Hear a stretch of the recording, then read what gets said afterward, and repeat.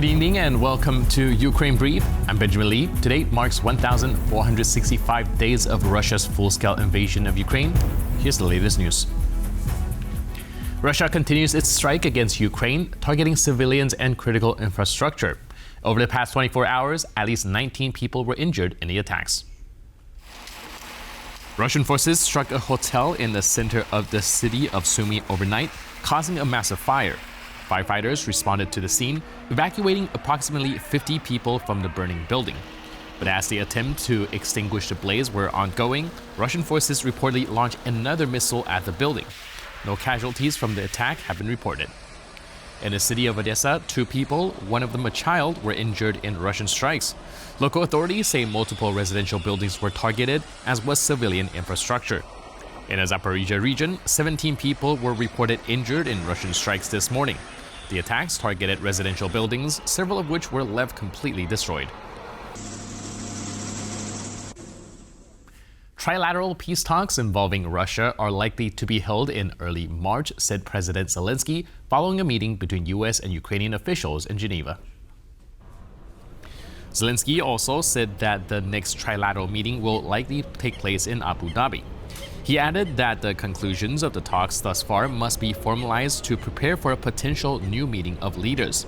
This comes after Ukraine's chief negotiator, Rustem Umerov, headed a Ukrainian delegation to yesterday's bilateral peace talks with the United States.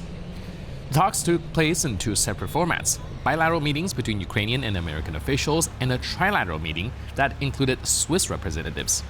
Umerov emphasized Ukraine aims to ensure the next trilateral meeting involving Russia and the United States is, quote, as substantive as possible. The announcement follows the latest round of trilateral peace talks, which began in mid-February and, according to President Zelenskyy, did not yield sufficient results. While plans for the next peace talks are underway, Russia is concentrating its efforts to capture critical frontline cities in Ukraine's Donbas region.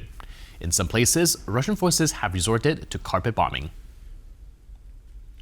According to the Institute for the Study of War on February 25th, Ukrainian soldiers have not been observed in the frontline town of Pokrovsk since late January.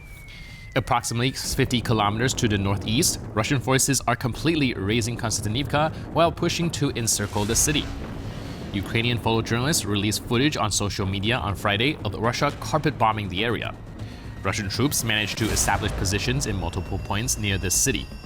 Despite this, Ukrainian forces reportedly still hold position towards Kostiantynivka's south and east.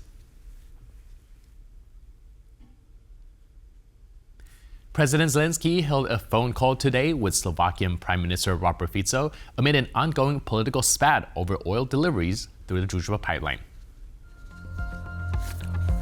The office of the President of Ukraine also confirmed this afternoon that Zelenskyy invited Fico to discuss the remaining issues.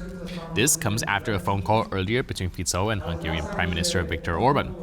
Orban announced after the call that the 2 countries have agreed to establish an investigative commission to determine the condition of the Druzhba pipeline. According to Fico, Ukraine has refused such inspections. Both the Hungarian and Slovakian prime ministers have long maintained that there are no technical obstacles to reinstating crude oil deliveries to their respective countries from Russia through the pipeline. Ukraine, however, says that the pipeline remains damaged by Russia and a guaranteed timeline for repair cannot be set. This is what the Slovakian prime minister says about proposing a joint inspection committee to review and assess the damage done to the Druzhba oil pipeline in Ukraine. This group should be composed of representatives from Slovakia and Hungary, but also representatives from the European Commission. And this inspection group should be allowed to visit the port of the Druzhba oil pipeline that President Zelenskyy claims is damaged, which has halted the transit of oil purchased by Slovnaft on the Belarusian-Ukrainian border in accordance with their contracts. And that's all from Ukraine for today. Thank you for watching. Stay with us for more on TVP World and tvpworld.com.